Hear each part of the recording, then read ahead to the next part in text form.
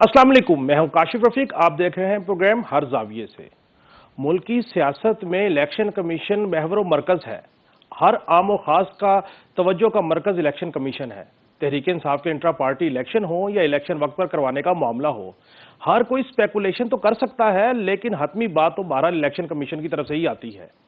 अब आज ही की बात ले लीजिए कि इलेक्शन कमीशन ने पहले तो तहरीक इंसाफ को गुड फेथ में ये ऑप्शन दिया कि आप इंट्रा पार्टी इलेक्शन करवाइए ताकि आपको बल्ले का निशान अलॉट किया जा सके।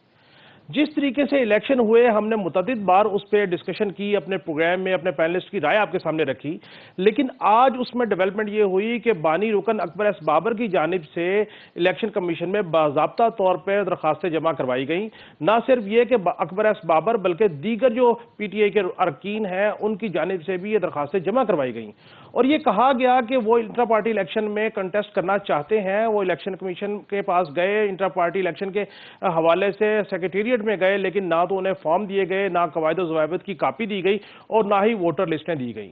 तो इस तरह के इंट्रा पार्टी इलेक्शन जो है उनको PTI के कारकुनान नहीं तस्लीम करते। इलेक्शन कमीशन इसके ऊपर ऑर्डर जारी करे या दोबारा इलेक्शन करवाने का कहे।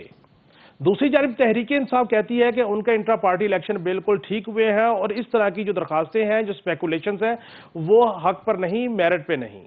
अब कौन सही है कौन गलत, इसका फैसला तो बहरहाल इलेक्शन कमीशन को ही करना है। लेकिन एक सवाल जरूर जन्म लेता है कि जो जमात चीफ जस्टिस ऑफ पाकिस्तान को खत लिखती है कि उनको लेवल प्लेइंग फील्ड मुयसर नहीं, उनके लोगों को की वफादारियां तब्दील हो रही हैं, उनके ऊपर मुकदमात हो रहे हैं और दूसरी जानिब उनको जलसे जुलूस करने की इजाजत नहीं दी जा रही, वो और उनको लेवल प्लेइंग फील्ड मुयसर करवाई जाए। ये शिकवा चीफ जस्टिस ऑफ पाकिस्तान से भी किया गया, इलेक्शन कमिश्नर साहब से भी किया गया।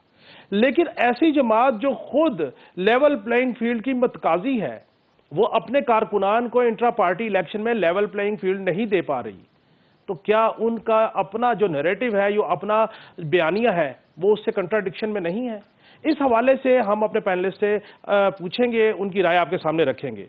प्रोग्राम के दूसरे हिस्से में क्या अजब मजाक है कि निगरान हुकूमत ये कहती है कि वो तो सिर्फ मेहमान है और इलेक्शन करवाने के लिए आए हैं, इलेक्शन होंगे, जमहूरियत का तसलसल होगा और वो चले जाएंगे। लेकिन ये निगरान हुकूमत जो ये तो कहती है कि हर तरह की सपोर्ट इलेक्शन करवाने के लिए वो देने को तैयार है और वो चाहते हैं कि फ्री एंड फेयर इलेक्शन हो।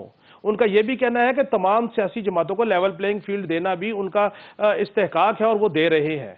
लेकिन दूसरी जानिब उनके दावे और उनके अमल बरक्स नजर आते हैं। इलेक्शन कमीशन जिसको फंड्स दरकार है, बजट में 42 अरब रुपए रखे गए थे कि इलेक्शन करवाने के लिए, ये बजट में पैसे मुख्तस कर दिए गए हैं। अब तक इलेक्शन कमीशन को 27 अरब 40 करोड़ रुपए मुयसर आए। 10 अरब पहले दिए गए और उसके बाद कुछ रोज कबल जो सेक्रेटरी खजाना इमदाद बौसाल हैं उनको बुलाया गया तो उनसे गुफ्तगू हुई। उसके बाद उन्होंने 17 अरब 40 करोड़ रुपए रिलीज कर दिए। यूं 27 करोड़ 40 अरब रुपए अब तक इलेक्शन कमीशन को दिए गए, जबकि 14.5 अरब रुपए देना अभी बाकी है। तो वो कब पैसे दिए जाएंगे और पैसे ना देने का मकसद माली प्रेशर है या उसके पीछे कोई और इंटेंशन है? और अगर माली वसाइल भरपूर तरीके से पूरे नहीं होंगे तो क्या इलेक्शन कमीशन इंतखाबात वक्त पर करवा पाएगी? इसके पीछे क्या मुहर्रिक है, क्या नुक्ता है, क्या लॉजिक है? इस पे भी अपने पैनलिस्ट की राय लेंगे। प्रोग्राम के तीसरे हिस्से में अब तक तो हमने ये देखा कि जो सियासी गर्मी है, जो सियासी महाज है, वो तो पंजाब में सज रहा था। लेकिन अब कुछ दिनों से ये हुआ कि वो सियासी महाज जो पंजाब में गर्म था अब सिंध में गर्म हो गया। MQM और पीपल्स पार्टी आमने सामने। ये वही MQM है जो PDM की हुकूमत में शामिल हुई, अदम एतमाद का हिस्सा बनी, उसके बाद जरदारी साहब से मुतअद्दिद मुलाकातें हुई और उसके बाद इन्होंने अपना गवर्नर भी लिया। अब न जाने ऐसा क्या हुआ कि MQM और पीपल्स पार्टी एक दूसरे के ऊपर इल्जामात लगा रहे हैं। यहां तक कि सिंध के इलेक्शन कमिश्नर पर भी तहफुजात रख दिए गए, हल्का बंदियों पर भी तहफुजात रख दिए गए। अब ये जो सारी गेम है, ये सिंध को जीतने की है या पीपल्स पार्टी का मैंडेट कम करने की है? एक दूसरी बात, मौलाना फजल रहमान ने भी आज प्रेस कॉन्फ्रेंस की और मौलाना फजल रहमान ने कहा कि वो हर वक्त इलेक्शन लड़ने को तैयार है। लेकिन ऐसे माहौल में इलेक्शन कैसे होगा कि जबकि जो टांक, लकी मरवर, डेरा इस्माइल खान में रात के टाइम बजाय सिक्योरिटी के लोगों की हिफाजत करें, वहां पे मुसल्लह अफराद फिर रहे होते हैं। इस तरह के माहौल में किस तरीके से इलेक्शन हो सकता है? इलेक्शन करवाने के लिए साजगार माहौल मुहैया किया जाए और इलेक्शन कमीशन के सामने 17 के करीब दरखास्तें मौजूद हैं, जिसके बारे में हमारी ये शुनीद है कि अगले 1-2 रोज में उन पर सुनवाई होगी और उसमें यह मुतालबा किया गया है कि बाकायदा इलेक्शन को मुलतवी किया जाए। और इलेक्शन को मुलतवी करने की वजूहात बलूचिस्तान से जो दरखास्तें आई हैं उसमें यह बताई जा रही है, एक तो सिक्योरिटी रीजन है, जबकि दूसरा सर्द मौसम का मामला भी है। अब इलेक्शन कमीशन के सामने जो दरखास्तें हैं, इलेक्शन कमीशन उस पर क्या फैसला करता है? फजलुर रहमान साहब की गुफ्तगू बेमानी नहीं है, उसको आप ऐसे हवा में उड़ा नहीं सकते। और फजलुर रहमान ने जो कहा कि साजगार माहौल मुहैया किया जाए, यह भी बहुत मानीखेज बात है। हाँ, उन्होंने एक खुशखबरी भी दी अपने लोगों को। उन्होंने कहा नून लीग के साथ सीट एडजस्टमेंट हो जाएगी। ये तमाम सियासी सूरत हाल के ऊपर भी अपने पैनलिस्ट से गुफ्तगू करेंगे। नाज़रीन, हमारे साथ जुड़े रहिए। प्रोग्राम का बाकायदा आगाज एक ब्रेक के बाद करेंगे। मिलते हैं ब्रेक के बाद।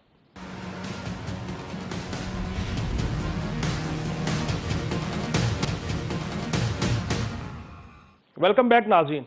प्रोग्राम में बाकायदा गुफ्तगू शुरू करने से पहले मैं अपने मेहमानों का आपसे तारुफ करवाता चलूँ। मुनव्वर भट्ट साहब ब्यूरो चीफ लाहौर न्यूज़ 1 हमारे साथ होंगे।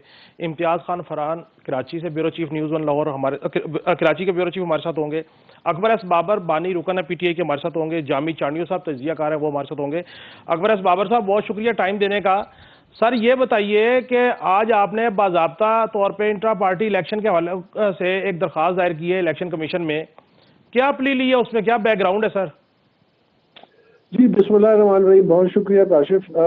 देखिए, जो पिछला जो इलेक्शन कमीशन का फैसला था 23 नवंबर का, उसमें बड़े वाजे खतरे की घंटी उन्होंने बजा दी थी कि आपने शफाफ इलेक्शन नहीं कराए और ये जो तमाम कानूनी तकाजे पूरी नहीं किए, जिसकी वजह से PTI के इंट्रा पार्टी इलेक्शंस को ना सिर्फ मुस्तरद किया बल्कि ये भी लिख दिया कि अगर हम ये आखिरी मौका एक किस्म का दे रहे हैं कि 20 दिनों के अंदर आप दोबारा एक शफाफ इलेक्शन कराएं जो तमाम कानूनी तकाजों के मुताबिक हो, वरना ये बल्ला जो है ये कानून के मुताबिक ले लिया जाएगा। तो अब जिस भोंडे अंदाज में इन्होंने इंट्रा पार्टी इलेक्शन कराए हैं, तो ये तो मतलब बनाना रिपब्लिक्स में भी शायद ऐसे इलेक्शंस को कोई तस्लीम नहीं करेगा ना, कि ना कागजात नामजदगी है, ना वोटर लिस्ट है, ना कोई कवायद और ज़वाबित है। इसीलिए हमने फिर 1 दिसंबर को मैं खुद मरकजी दफ्तर गया और बहुत सालों बाद, और अपने साथ PTI के और भी मेंबरान थे कुछ, तो हमने कहा वहाँ जाके हम मालूमात लेते हैं। तो वहाँ PTI के जो नुमाइंदे थे उन्होंने कहा कि जी ये जो चीज़ें हैं, जो वोटर लिस्ट है या कागजात नामजदगी है या फिर कवायद और ज़वाबित है, ये मौजूद ही नहीं है, तो हमको कैसे दें? और ये तमाम अमल जो है ये रिकॉर्डेड है वीडियो पे, तो जिसकी वजह से ये हर चीज़ जो है बिल्कुल उसके साथ है कि हमने अपनी पूरी कोशिश की कि जो हमारा कानूनी हक है, जो इलेक्शन एक्ट भी कहता है कि हर मेंबर एक सियासी जमात का ये हक रखता है कि वो अपने पार्टी की जमहूरी अमल में हिस्सा ले, हमसे वो हक छीना गया। और पूरे पाकिस्तान के तूल अर्ज में और चंद दर्जन लोगों को इकट्ठा करके और नारे लगवाए गए कि कबूल है, कबूल है, कबूल है। मतलब निकाह की सेरेमनी में तो सुना था कबूल है, अब यहाँ पे वो इंट्रा पार्टी इलेक्शन इस भोंडे अंदाज में कराए। तो अगर हम ये दरख्वास्त ना डालते तो ये खतरा जरूर मौजूद था कि इलेक्शन कमीशन ऑफ पाकिस्तान जो है वो हतमी फैसला कर देता और जिससे नाकाबिल तलाफी नुकसान पहुंचता। तो हमने जो इस्तदा की है वो ये की है कि इलेक्शन कमीशन से कहा है कि जी ये हकीकत है इस इलेक्शन की, इसको आप मुस्तरद करें। हमने उसमें वीडियोज भी लगाई हैं और उसमें रेफरेंसेस भी दिए और हकायक भी लिखे हैं, और PTI की अपनी जो डॉक्यूमेंट्स हैं, प्रेस रिलीज वगैरह। और उसके अलावा हमने कहा है कि जी आप इनको दोबारा हुक्म करें कि ट्रांसपेरेंट इलेक्शन कराएं, लेकिन इस दफ़ा न्यूट्रल मॉनिटर्स के नीचे, ताकि वो इसकी शफाफियत को यकीनी बना सके। और साथ ही हमने लिखा है कि जब तक ये इंट्रा पार्टी इलेक्शन नहीं करते तो बल्ले का जो निशान है वो अबेस में रखा जाए। उससे ये होगा कि ये बल्ला बच जाएगा और एक शफाफ इलेक्शन होते हैं तो फिर ये बल्ला वापस PTI के नाम हो सकता है। और एक और बाबर साहब, आपने टोटल कितनी दरखास्तें दी आज? जाहिर है कोई 6 के करीब और मुख्तलिफ मेंबरान ने भी दिए, लेकिन मैंने जो दिए वो ज़रा ज़्यादा तफसीली है और उसमें वो तमाम कानून के रेफरेंसेस भी दिए। और हमने जो आखिरी इस्तदा की वो ये कि अब ये इंट्रा पार्टी इलेक्शन का जो नाटक है, जो हर सियासी तकरीबन बड़ी जमात में होता है, हमने कहा इसको ख़त्म करना चाहिए और इलेक्शन कमीशन को चाहिए कि वो बड़े विगरसली तमाम बड़ी जमातों के इंट्रा पार्टी इलेक्शन में के हवाले से जो कवानीन है नाफिज करें, क्योंकि यही वो रास्ता है जिसके ज़रिए सियासी जमातें जमहूरी और एक इदारा बनेंगी, और शायद हमारी बेहतर लीडरशिप जो है जिसको आने का रास्ता नहीं है, क्योंकि सियासी जमातें महज ख़ानदानों और अफराद की गिरफ्त में हैं और वो उसको अपने बादशाहत के तौर पे इस्तेमाल करते हैं इक़्तिदार में आने के लिए। तो हम ये सिलसिला ख़त्म करना चाहते हैं। हम समझते हैं कि ये बड़ा मकसद था पीटीआई को बनाने का, जिससे वो गुमराह हो गई। तो एक तरफ हम पीटीआई का भी मुकाबला करें, दूसरी तरफ हम जो मुरवजा हालात हैं जिसमें ये आम सी एक बात होगी कि जी पीपल्स पार्टी में भी ऐसे इलेक्शन होते हैं, नून लीग में भी ऐसे ही होते हैं, तो क्या पाकिस्तान तहरीक इंसाफ इसलिए बनी थी कि उनको फॉलो करें, वो रोल मॉडल हो? हमने तो एक बेहतर सियासत करनी थी, हमने तो पार्टी को इदारा बनाना था। मैं मतलब उस कमेटी में था जिसमें बुनियादी आइन लिखा गया, और हमने उसमें ये लिखा था कि चेयरमैन जो है वो 3-3 साल की 2 टेन्योर्स के बाद डिबार हो जाएगा और वो इलेक्शंस होंगे और वर्कर उसमें इंतखाब करेंगे। तो उन तमाम चीज़ों से हम गुमराह हो गए। तो अब हमने ये ज़ाहिर है हमारे लिए तो नाकाबिले बर्दाश्त है, लेकिन साथ साथ पार्टी का जो निशान है उसको भी बचाना है। तो ये हिकमत मिली थी जिसकी वजह से हमने अकबर, आज ये, और साथ ही इत्तेफाक की बात है, मुझे तो नहीं पता था, पता चला कि इलेक्शन कमीशन में आज सुबह पीटीआई ने एडवांस में दरख्वास्त डाल दी कि जी इंट्रा पार्टी के हवाले से अकबर बाबर की दरख्वास्त को एंटरटेन ना किया जाए क्योंकि वो मेंबर नहीं है। तो मैंने आज जो दरख्वास्त दी उसमें इलेक्शन कमीशन का वो फैसला तहरीरी जिसमें मेरी मेंबरशिप को एंडोर्स किया वो भी शामिल किया, और जो इस्लामाबाद हाई कोर्ट ने फैसला दिया था वो भी मैंने रेफरेंस के तौर पे दिया कि मैं मेंबर हूँ। अच्छा बाबर बाबर साहब, ये आपने जो ये ये बातें की, उसके मुताबिक क्या आप आइंदा इंतखाबात अगर होते इलेक्शन कमीशन हिदायत करती है तो उसमें उम्मीदवार होंगे, और उम्मीदवार होंगे तो किस नशिस्त के लिए? और जो आप बता रहे हैं कि 2 टर्म का तय हुआ था कि जनाब उसके बाद कोई पार्टी चेयरमैनशिप का कैंडिडेट नहीं हो सकता कंटिन्यू अगर करे, तो क्या अब एबल है चेयरमैन या बानी हम उन्हें कहें, तो वो क्या आपका जो पीटीआई का जो कॉन्स्टिट्यूशन है उसके मुताबिक एलिजिबल है वो कैंडिडेट होने के लिए अगर वो क्लियर हो जाते हैं अदालत से? तो देखिए अब ये तो ज़ाहिर है अदालती बहुत सारे फैसले मौजूद हैं, तो ये तो उस वक्त उनके रोशनी में देखना होगा, क्योंकि जो बुनियादी आइन था पहले उसमें तो ये हमने ये लिखा था कि कोई भी शख्स जिसके ऊपर अदालत में कोई कार्रवाई चल रही हो, कोई गैर कानूनी काम करने की या करप्शन की या कुछ और, तो वो भी एलिजिबल नहीं है किसी मरकजी ओहदे के लिए। बाद में इन्होंने 2013 में उसमें तरमीम कर दी कि नहीं, जब तक कोई अदालती फैसला ना हो, जब तक फैसला ना हो वो जब फैसला हो तो फिर वो पार्टी का इलेक्शन नहीं लड़ सकता। तो ये ज़ाहिर है उस वक्त देखा जाएगा, लेकिन एक फैसला जो मौजूद है वो फॉरेन फंडिंग का केस है, और उसमें 2 अगस्त 2022 का फैसला है, और उसमें ये लिखा गया है कि पार्टी चेयरमैन ने जो थे वो जो सर्टिफिकेट्स दिए वो गलत थे, और वो सही हकीकत जो है फंड्स की वो जाहिर नहीं की गई, बैंक अकाउंट छुपाए गए। तो वो फैसला तो अपनी जगह मौजूद है। जो लार्जर बेंच बना था जिसमें अपील की थी पीटीआई ने, उस लार्जर बेंच ने भी पीटीआई की जो अपील थी उसको रिजेक्ट कर दिया। तो अब जाहिर है कि वो वक्त जब आएगा तो उस वक्त इसका तयन होगा कि कानूनी तौर पे कोई वो इलेक्शन लड़ सकते हैं नहीं लड़ सकते, लेकिन मेरे ख्याल में बेहतर उनके लिए ये होगा कि वो खुद ही दस्तबरदार हो जाए और लीडरशिप का मुजाहरा करें और जिद और अना का मसला ना बनाए, और पार्टी के वर्करों को ये मौका दें कि वो पार्टी की लीडरशिप का इंतखाब करें, ना कि वो खुद नॉमिनेट करें। अब जिस शख्स को उन्होंने नॉमिनेट किया बाबर साहब पीटीआई से कोई ताल्लुक नहीं है। बाबर साहब जामी चानियो साहब भी हमारे साथ, वो भी को गुफ्तगू करना। जी जी जी, जामी चानियो साहब आप कुछ कहना चाह रहे हैं? और दूसरा काशिफ, ये कैंडिडेट अकबर इस बाबर साहब के हवाले से कि कैंडिडेट होंगे और तो किस पोस्ट के लिए होंगे? बाबर साहब, इम्तियाज फरहान साहब ये हमारे कराची के ब्यूरो चीफ है, पूछ रहे हैं कि आप किस पोस्ट के लिए होंगे अगर हुए तो? देखिए मेरा जो मकसद है वो ये नहीं है कि मैं अपने लिए किसी ओहदे के लिए रास्ते हमवार करूं, क्योंकि मुझे इमरान खान ने खुद पर्सनली 2 दफा सेक्रेटरी जनरल बनने की ऑफर की थी, और दोनों दफा मैंने माजरत की थी क्योंकि मेरे पास वसाइल नहीं थे, और मैं समझता था कि मैं जब तक मेरे पास वो वसाइल हो मैं उस ओहदे के लिए अहल नहीं हूँ, जिसके लिए आपको बहुत एक्सटेंसिव ट्रैवल करना पड़ता है मुल्क में, और जो पार्टी को चलाने के लिए और इंतजाम करने के लिए।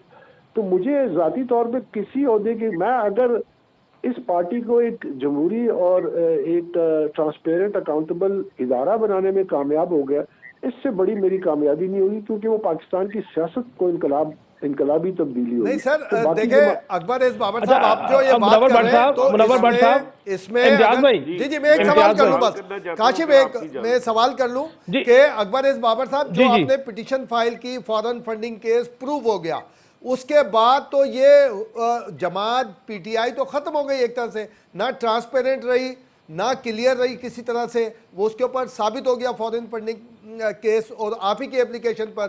तो आप कैसे कहते हैं कि इसको आप इनकलाबी जमात बनाने में कामयाब हो जाएंगे, या इसको बिल्कुल ट्रांसपेरेंसी के अच्छा साथ? बाबर साहब, ये इम्तियाज मैं फरहान साहब हमारे साथ लाहौर के ब्यूरो चीफ है, इनका भी सवाल ऐड कर लीजिए, फिर एक दफा जवाब दे दीजिएगा। जी जी मुनव्वर भट्ट साहब।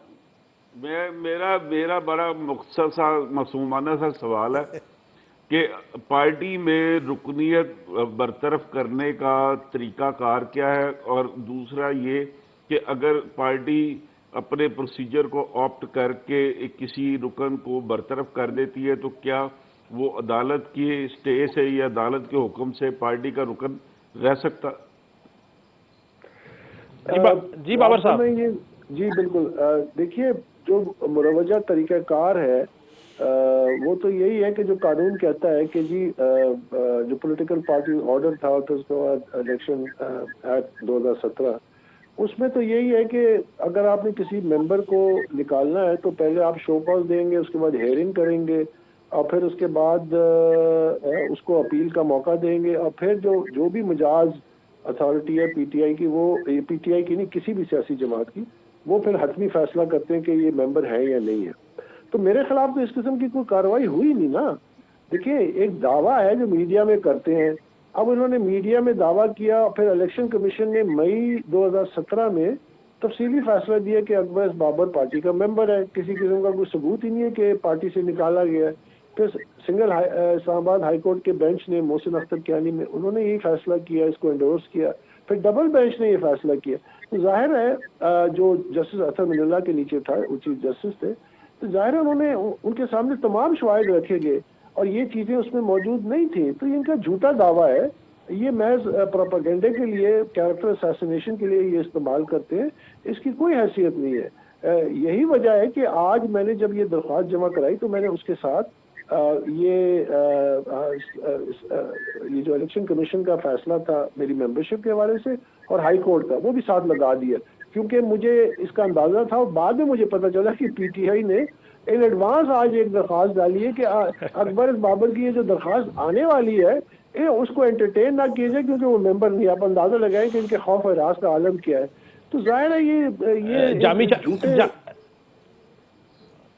चांडियो साहब, आपने बाबर साहब की सारी गुफ्तगू सुनी, अगर उनके दिल में खौफ नहीं तो फिर मेंबरशिप के हवाले से और दरखास्त को एंटरटेन ना करने के हवाले से इलेक्शन कमीशन से तहरीक इंसाफ का रजू बनता है?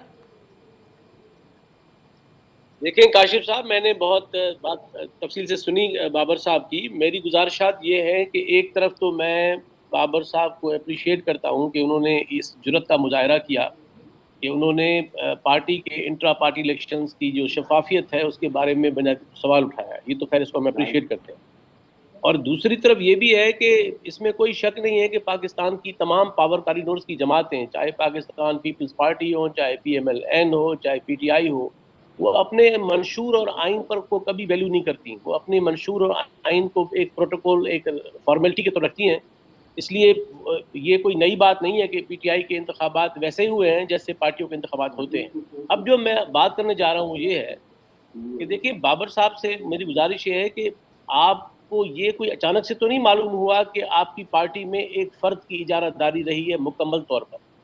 यानी पाकिस्तान पीपल्स पार्टी और PMLN में तो चले खानदानों की इजारादारी है, PTI तो पहले दिन से एक फ़र्द की जागीर है। उसमें तो किसी की मजाल नहीं है कि वो कोई वॉइस ऑफ डाइसेंट पेश कर सके, कोई मुतबादल राय दे सके, कोई इख्तलाफ कर सके या कोई इंतखाबात में कॉम्पीट कर सके। तो मैं नहीं समझता कि जो बाबर साहब कह रहे हैं कि ये कोई अचानक से सूरत हाल पैदा हो गई है। PTI का ये तंजीमी कल्चर ये पहले दिन से यही था, बाबर साहब को मालूम था और वो खुद उन्होंने कह दिया कि उनको इमरान खान साहब ने 2 दफ़ा कहा कि आप जनरल सेक्रेटरी बने। तो अगर एक जमहूरी पार्टी है, अगर उसके अंदर इदारे होते हैं, अगर वोटर्स की अहमियत होती है तो पार्टी हेड कौन होता है किसी को कहने वाला कि आप बन जाए जनरल सेक्रेटरी?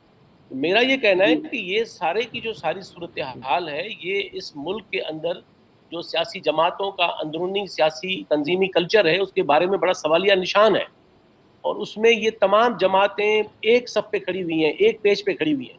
मैं नहीं समझता कि इनमें से कोई जमात भी अंदरूनी तौर पर एक शफाफ कॉम्पिटेटिव एक माहौल अपने अंदर रखती है जहां लोग खड़े हो सकें। इसी तरह सिलसिला होता है। इसलिए मैं ठीक हो ये गया, समझ रहा ठीक हूं हो कि गया। ये जो चांडिल साहब, काशिफ मुझे जवाब देने दे।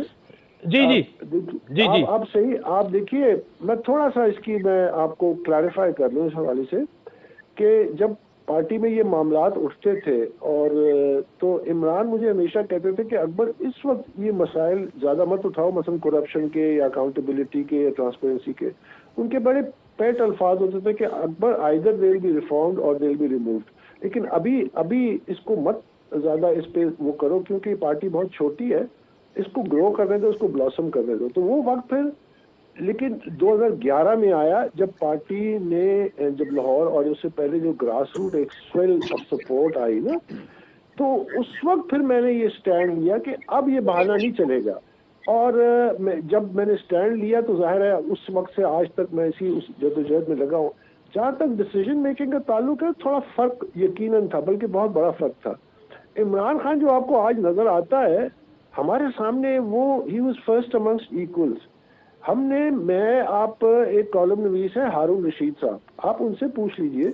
वो मुझे अक्सर ये कहा करते थे कि इमरान गिला करता है कि अकबर बाबर जो है मुझे बहुत ज्यादा डायरेक्ट और इस तरह बात करता है, कम से कम मुझे मतलब लोगों के सामने या तन्हाई में कहा करे। अब हम उसके बहुत क्रिटिकल होते थे और सुबह दोपहर शाम होते थे, और बहुत सारे ऐसे फैसले हैं जो ये करने जाता था, हम कहते थे सवाल ही पैदा नहीं होता। मतलब पंजाब से एक पुराने सियासतदान है, उनको वो 2 दफा उन्होंने कहा जी हम इसको पीटीआई का सदर लगाएंगे, तो मैंने कहा ओवर माय डेड बॉडी, तो वो पीछे हट जाते थे। तो वो एक कल्चर जो था ना वो इस तरह नहीं था। ये 2011 के बाद जब मैंने स्टैंड लिया और उसके बाद जो अपॉर्चुनिस्ट आए और पार्टी के जो पुराने लोग थे जो कंगले थे जो अब अरबपति बन गए, तो जब वो माहौल बना और फिर उसके बाद जो एस्टैब्लिशमेंट की सपोर्ट मिली और जो 1 पेज डॉक्यूमेंट आया, तो वहां पे उन्होंने जो अपना जो चेहरा दिखाया वो एक और ही चेहरा था, वो उससे पहले वाला नहीं था। तो इसलिए फिर मेरे जैसे लोग तो हम तो हमारे नजदीक, जैसा मैंने पहले कहा कि Imran Khan was made first amongst equals, हम तो उसको बड़े मुख्तलिफ अंदाज में ट्रीट करते थे। तो बाद वालों ने उसको फिर उनकी ताजपोशी नहीं की, बस बाकी यही कसर रह गई थी, जिसकी वजह से मामलात। अब उसकी मैं एक और मिसाल देता हूँ कि 2013 में इंट्रा पार्टी इलेक्शंस हुए तो वर्कर्स ने गली कूचों में प्रोटेस्ट किया और उस प्रेशर की वजह से जस्टिस वजी की तहत ट्राइब्यूनल बना। आज देखिए ना सकूत है, आज कब्रिस्तान का खामोशी है पीटीआई के रैंक एंड फाइल में, क्योंकि अब वो 2014 के बाद एक कल्ट फॉलोइंग बनाई गई, कंस्ट्रक्ट की गई, 4-4 घंटे की लाइव ट्रांसमिशन रोजाना दी गई, जिसकी वजह से कुछ ऐसे जहनीत बनी नौजवानों में खासकर कि वो अब वो सवाल करना ही उन्होंने छोड़ दिया। तो अब हमने इस कल्ट कंस्ट्रक्शन जो हुई है फॉलोइंग की, इसको डीकंस्ट्रक्ट करना है और यही रास्ता फॉरवर्ड है। लेकिन जो रास्ता मैं जिसकी मैं निशानदेही कर रहा हूँ, अगर तो पाकिस्तान में जमहूरियत ने परफॉर्म करना है, डिलीवर करना है, यही रास्ता है, यही कामयाब जमहूरियतों ने फॉलो किया है। हमें इसके लिए मिल के कोशिश करनी पड़ेगी और जद्दोजहद करनी पड़ेगी, चाहे इसमें 1 साल लगता है, 10 साल लगता है, क्योंकि इसके अलावा आपके मसाइल का हल नहीं है लीडरशिप क्राइसिस का। बहुत शुक्रिया। ठीक हो गया, ठीक हो गया बाबर साहब, बहुत शुक्रिया टाइम देने का। नाज़रीन, गुफ्तगू का सिलसिला जारी है, मिलते हैं एक ब्रेक के।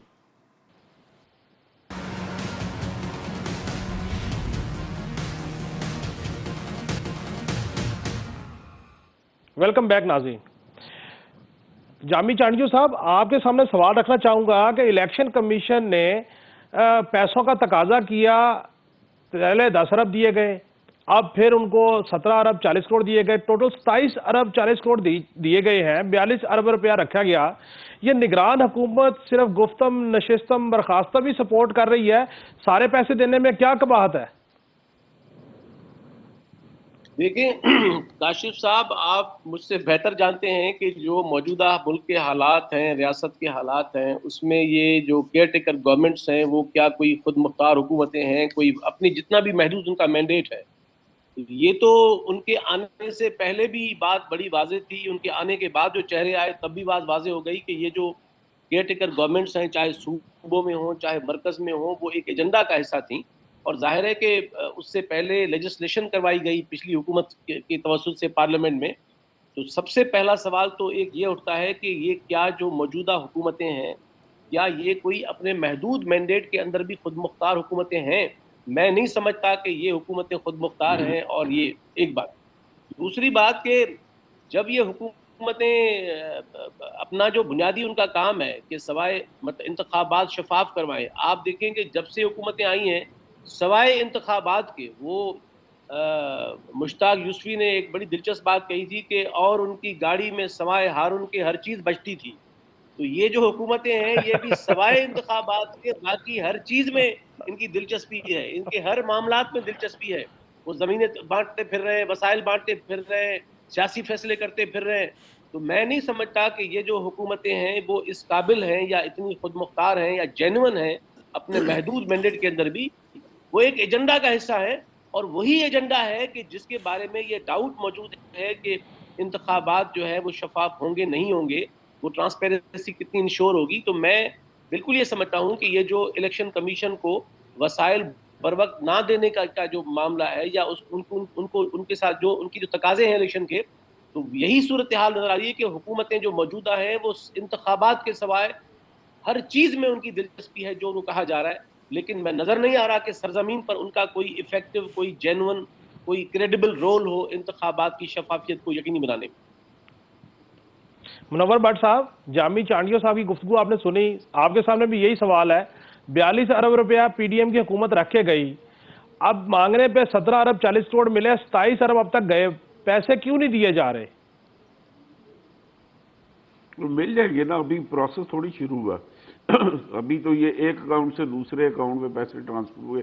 जैसे ही इलेक्शन शेड्यूल अनाउंस होगा और जो पैसे खर्च हुए वो उसके बाद उनको ग्रेजुअली पैसे मिल जाएंगे। बाकी जो जो बेसिक इंतजामात करने के लिए जो पैसे चाहिए थे उससे ज़्यादा पैसे अकाउंट में ट्रांसफ़र हो गए, और बाकी जो पैसे चाहिए वो तो जो स्टाइपेंड देना है हुकूमत ने, इलेक्शन कमीशन ने, जो इलेक्शन कमीशन के लिए इलेक्शन के प्रोसेस में जो स्टाफ जो दरकार होगा उस उनके स्टाइपेंड के लिए, तो वो वाले पैसे तो अभी फौरी तौर पे तो ज़रूरत नहीं है उनकी ना। अभी तो सिर्फ इलेक्शन प्रोसेस स्टार्ट हुआ, तो इलेक्शन प्रोसेस जैसे जैसे आगे बढ़ेगा पैसे बाकी भी मिल जाएंगे। उसमें कोई रॉकेट साइंस या परेशानी वाली बात नहीं है। असल चीज़ ये है कि इलेक्शन 8 फरवरी को हो रहे हैं। अच्छा, ये बताएं कि ये जो 17 दरखास्तें आई हैं बलूचिस्तान से और दीगर अजला से, सिक्योरिटी का मामला, शिद्दत मौसम का मामला, इन दरखास्तों के ऊपर क्या देख रहे हैं कि इलेक्शन कमीशन हियरिंग करेगा तो क्या ये टर्न डाउन कर देगा?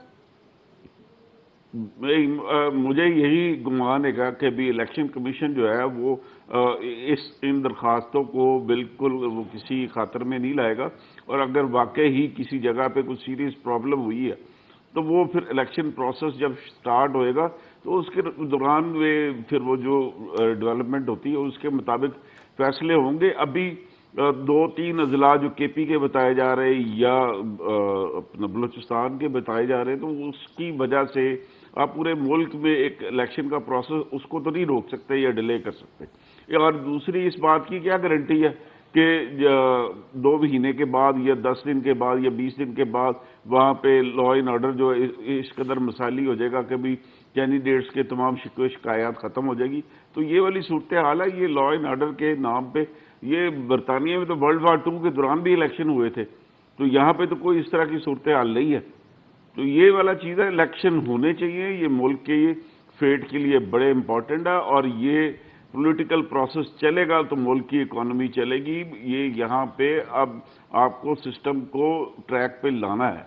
ये मुल्क की इकोनॉमी का मामला है, मुल्क की सलामती का मामला है, और अगर आप इसी तरह इलेक्शन डिले करते रहेंगे तो लोगों में फिर परेशानी भी बढ़ती है और एंजाइटी भी ज़्यादा हो जाती है। तो वो चीज़ें मुल्क की सलामती के हवाले से कोई बहुत अच्छी नहीं होगी। ठीक हो गया। इम्तियाज़ खान फरहान साहब, जामी चांडियो साहब का भी नुक्ता नज़र आपके सामने आ गया, भट्ट साहब का भी आ गया। पैसे 27 अरब मिले हैं 42 में से, क्या नुक्ता नज़र है आपका? और जो दरखास्तें आई हैं इलेक्शन डिले करने के हवाले से, इस पर क्या कमेंट कीजिएगा? देखें, पैसे जो भट्ट साहब कह रहे हैं ग्रेजुअली मिल रहे हैं, कोई एकदम ये तय नहीं हुआ है कि जी एकदम दे दिए जाएंगे या क्या होंगे, लेकिन मैं नहीं समझता। मुर्तज़ा सोलंकी जो वज़ीर इत्तलात हैं उनका आज ये रिकॉर्ड पर मौजूद है, उन्होंने कहा हमारे पास सारी थे, कोई रुकावट नहीं है, उनके पैसे हो जाएंगे। आज वो ने जो 17 करोड़ 40 लाख रुपए की 17 अरब 40 करोड़ रुपए की उनको पैसे मिल गए, वो उसमें खर्च करेंगे। आइंदा जब बाकी होंगे वो भी उनको पैसा, मैं समझता हूँ मसला नहीं है, क्योंकि ऑलरेडी वो डिसाइडेड है और अप्रूव्ड है, तो इसलिए कोई प्रॉब्लम नहीं है। और केयरटेकर को खास तौर पे माली इख्तियारात दिए गए थे इस मद में, जो मैंने इससे पहले कभी नहीं देखा कि लेजिस्लेशन की गई हो बाकायदा। तो फाइनेंशियली उनको एम्पावर किया गया था, इसलिए इसके ऊपर कोई बात नहीं है। और जहाँ तक ये इलेक्शन डिले करने की बात है, मैं समझता हूँ कि जो बड़े जो पॉलिटिकल मराकज़ है सिंध और पंजाब, वहाँ से कोई इस तरह की बात नहीं आ रही। सिर्फ MQM की तरफ से थोड़े तहफ़्फ़ुज़ात आ रहे हैं इलेक्शन कमीशन के ऊपर, वो भी सूबाई इलेक्शन कमीशन के ऊपर। मैं समझता हूँ कि वो पार्ट ऑफ पॉलिटिक्स है, क्योंकि बिलावल ने अटैक किया मरकज़ के ऊपर के मुस्लिम लीग नून को अपर हैंड मिला हुआ है, तो मुस्लिम लीग नून और उसकी तादी MQM ने पीपल्स पार्टी के खिलाफ यहाँ पे सिंध में शुरू कर दिया कि ना लेवल प्लेइंग फील्ड नहीं है, यहाँ पे पीपल्स पार्टी के सारे लोग मौजूद हैं। कल भी बहुत सारे ट्रांसफ़र हुए हैं, पोस्टिंग हुई है, और उससे पहले भी हुई है। ज़ाहिर है कि इलेक्शन अनाउंस के बाद, और ये भी एक बड़ी बात है कि पूरे पाकिस्तान में इलेक्शन कमीशन की मर्ज़ी के बगैर, उस तरह मर्ज़ी के बगैर ही बहुत सारे काम हो रहे हैं, लेकिन यहाँ पर डेवलपमेंट का काम भी सिंध में रोका हुआ है इलेक्शन कमीशन ने, जिसके ऊपर पीपल्स पार्टी बात करती है और आवाज़ उठाती है कि भाई ये गलत हुआ है। और ट्रांसफ़र पोस्टिंग भी इलेक्शन कमीशन की मर्ज़ी के बगैर नहीं हो सकते। वो जो वज़ीर आला हैं पहले इलेक्शन कमीशन से रुजू करते हैं, कल सेक्रेटरीज़ के कोई जो तबादले तकर्रुरियाँ हुई है उसका नोटिफिकेशन इलेक्शन कमीशन की तरफ से जारी हुआ है, जो वहाँ के ऑफिसर हैं मुतालिका उन्होंने किया है। तो ये एक चीज़ चल रही है, और सिंध, और मैं नहीं समझता पंजाब की तरफ से आई है। और बलूचिस्तान में भी जो भट्ट साहब फरमा रहे थे, खैबर पख्तूनख्वा और बलूचिस्तान, उसमें चंद डिस्ट्रिक्ट्स हैं, उधर से मामला आ रहा था, उसमें आप ऑन बोर्ड जो वहाँ के महकमा मौसमियात है वो मौजूद है। अगर लॉ एंड ऑर्डर का कहीं कोई प्रॉब्लम है वो उसके लिए लॉ एनफोर्सिंग एजेंसीज मौजूद है। जी जी इम्तियाज़ भाई, इसी MQM ने मरदमशुमारी की बात की थी, फिर उसके बाद उनकी बात तस्लीम हुई। अब तो MQM की आवाज़ में ऐसे लगता है जैसे फजल रहमान साहब भी आवाज़ मिला रहे हैं। वो भी कह रहे हैं कि टांक लकी मरवत उनके एरिए में तो मुसल्ला लोग गश्त करते हैं, तो साजगार माहौल ही नहीं है, तो कहीं एनेक्सिस बनता नहीं देख रहे, क्योंकि फजल रहमान साहब की जमात भी नून लीग के साथ इत्तेहादी है और MQM भी नून लीग के साथ इत्तेहादी है। इत्तेहादी है ना, तो मुस्लिम लीग नून ने तो कोई डिमांड नहीं की कि इलेक्शन आगे बढ़ाया जाए, ना पीपल्स पार्टी ने कहा इलेक्शन आगे बढ़ाया जाए, बल्कि वो दोनों कहते हैं वक्त पे कराया जाए। और MQM ने भी ये नहीं कहा कि जी इलेक्शन नहीं होने चाहिए, वो ये कह रहे हैं हमारे तहफ़्फ़ुज़ात है, हल्का बंदी के अंदर मामला है। और अगर मरदमशुमारी की बात करेंगे उसके अंदर ये हमारा जमात इस्लामी कराची जो थी वो भी पार्ट थी, और ये खुद सिंध गवर्नमेंट जो पीपल्स पार्टी वो भी उसका हिस्सा थी, सिर्फ MQM थोड़ी थी, पीपल्स पार्टी को भी तहफ़्फ़ुज़ात थे, 2017 की सेंसस के ऊपर भी थे, अभी भी जो थे। अब सिर्फ जो हल्का बंदियाँ सामने आई है उसके ऊपर MQM ने एक एतराज़ दाखिल किया है, वो भी मेरी अपने, मैं उसका कोई वो नहीं कर रहा, लेकिन मेरे सेंस में ये है कि जिस जगह से मुस्तफ़ा कमाल साहब ने इलेक्शन लड़ने का ऐलान कर चुके हैं, वो ऑलरेडी पहले कर चुके हैं, 3-4 हलकों से ऐलान हो चुका है MQM की तरफ से, तो वहाँ से और उसी के पैरेलल जो है इलाका जो बनते हैं, वहाँ से शहबाज शरीफ साहब की इत्तला आ रही है कि ना वो शहबाज शरीफ वहाँ से इलेक्शन लड़ेंगे। तो मुमकिन तौर पे हो सकता है इस वजह से उस हल्के के अंदर प्रॉब्लम आ रही हो कि जनाब एक अब उस हल्के में अगर वो लड़ेंगे तो क्या होगा, क्योंकि किमाड़ी से अख्तर जदून जो है वो भी नून में चले गए। आज हाजी मुजफ्फर शहजाद, उनका कोई मैं समझता हूँ हल्का इंतखाब नहीं है हाजी मुजफ्फर शहजाद का, लेकिन पीपल्स पार्टी में काफ़ी अर्सा वो रहे, ओहदों पर रहे, और वो वजीर भी रहे, एडवाइजर भी रहे, और लेकिन वो अब PTI में थे, अब PTI में ज़ाहिर है कि नहीं कुछ काम कर सके, अब वो उधर गए। तो मैं नहीं समझता कि इलेक्शन मुलतवी होनी चाहिए, क्योंकि सुप्रीम कोर्ट ने कॉन्क्रीट इसमें एक डिसीजन लिया था, सदर मुमलिकत को ऑन बोर्ड लेकर, इलेक्शन कमीशन को ऑन बोर्ड लेकर, और जो मुतालिकीन थे, आपको याद होगा फोर्सेस जो थी वो भी उसके अंदर हिस्सा थी, उनकी भी रिपोर्ट शामिल है। तो मैं नहीं समझता ये कोई चेंज होगा। ठीक हो गया, ठीक हो गया इम्तियाज भी, आपका नुक्ता नजर आ गया, बिल्कुल ठीक हो गया। नाज़रीन, गुफ्तगू का सिलसिला जारी है, मिलते हैं ब्रेक के बाद, हमारे साथ रहिए।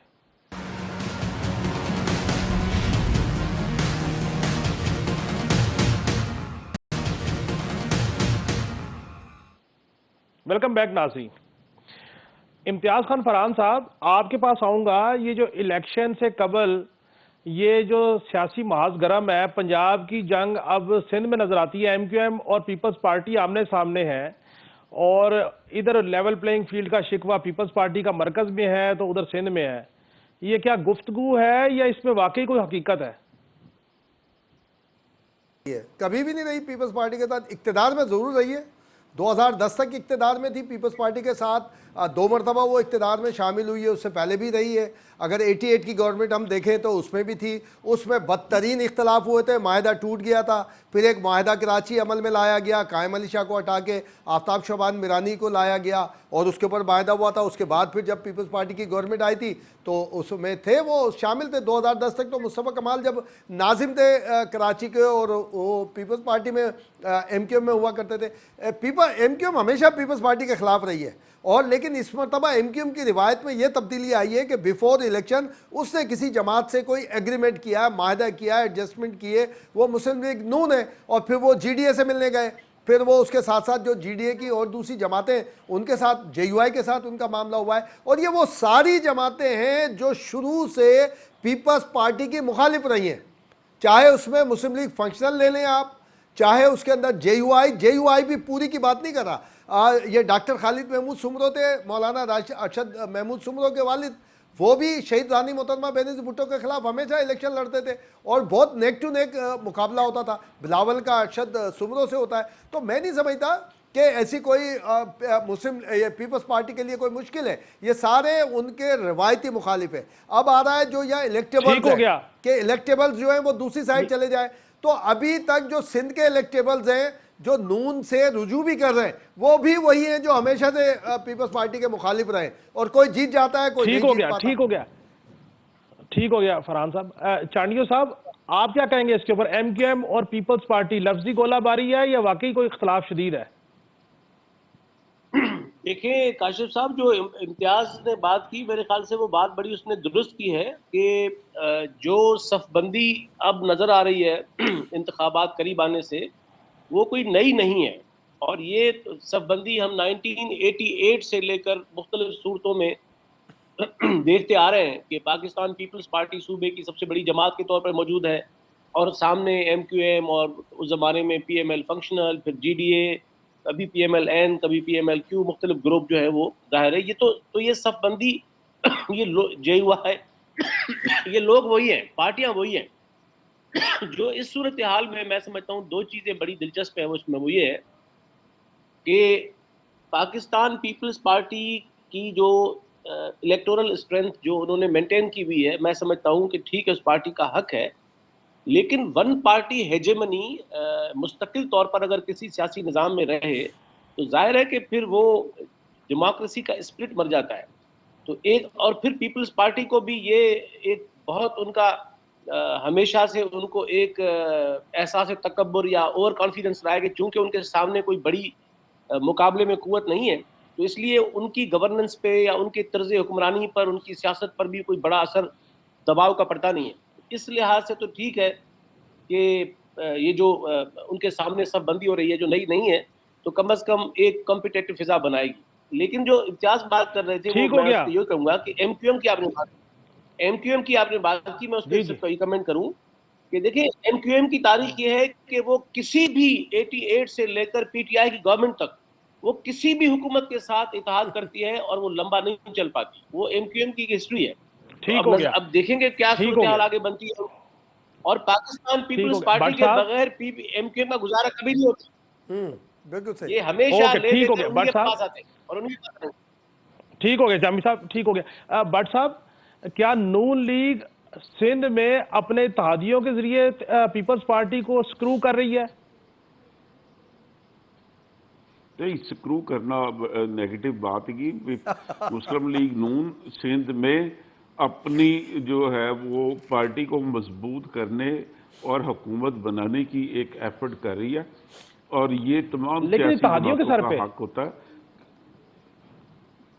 जहाँ पे अगर आपको सिंगल लार्जेस्ट पार्टी बनने का मौका ना हो तो फिर आप इत्तेहादियों के जरिए ही अपनी पार्टी को इक़्तिदार में लाने की कोशिश करते हैं। तो यहाँ पे जिस तरह पंजाब में पीपल्स पार्टी काम कर रही है, उसी तरह सिंध में मुस्लिम लीग नून ने एक वर्किंग शुरू की हुई है, और ये उसकी वर्किंग अभी तक तो कामयाब है। और मुझे लगता है कि जिस टाइम पे मियाँ नवाज शरीफ साहब सिंध के दौरे पे जाएंगे तो वहाँ पे बहुत सारी और भी अहम शख्सियात वो मुस्लिम लीग नून को रीज्वाइन करेगी, या कम अज़ कम नई कुछ शख्सियात भी ज्वाइन करेगी। रीज्वाइन का लफ्ज़ मैंने इसलिए इस्तेमाल किया कि माजी में भी सिंध में मुस्लिम लीग नून में बड़ी बड़ी अहम शख्सियात रही हैं और वो दोबारा से भी उनके साथ डायलॉग का सिलसिला चल रहा है। उनके ख़ानदान और दूसरे जो अहम बासर अफराद हैं उनके साथ तो ये वाला मामला है। मुस्लिम लीग नून काफ़ी होपफुल है कि वो सिंध में एक कोलिशन गवर्नमेंट बनाने की पोजीशन में आ सकती है। और दूसरी बात ये कि एमक्यूएम ने अभी तक जो इलेक्शन से पहले अलायंस ना करने की जो एक रवायत तोड़ी है, उसकी वाहद वजह ये है कि एमक्यूएम को पता है कि जो सिंध के अर्बन एरियाज हैं वहाँ पे मुस्लिम लीग नून का वोट बैंक इस कदर नहीं है कि वो एमक्यूएम की पावर को थ्रेट कर रहा हो। तो एमक्यूएम के पास अब ये गोल्डन अपॉर्चुनिटी है कि वो इस इलेक्शन में उस पोजीशन पे जाने की एक सही कर ले जैसे कि वो कायदे तहरीक के दौर में हुआ करती थी। अगरचे वहां तक ना पहुंच सके, लेकिन अगर वो उसके आधा फासला भी उसका तय कर गया तो ये एमक्यूएम की बहुत बड़ी कामयाबी होगी। ठीक हो गया। बहुत शुक्रिया मुनव्वर भट्ट साहब, इम्तियाज़ खान फरहान साहब, जामी चांडियो साहब और अकबर एस बाबर। नाज़रीन, आज की गुफ्तगू हमने आपके सामने रखी। आवाम से बेहतर कोई जज नहीं, फैसला आपका। फिर मुलाकात होगी। अल्लाह हाफिज़।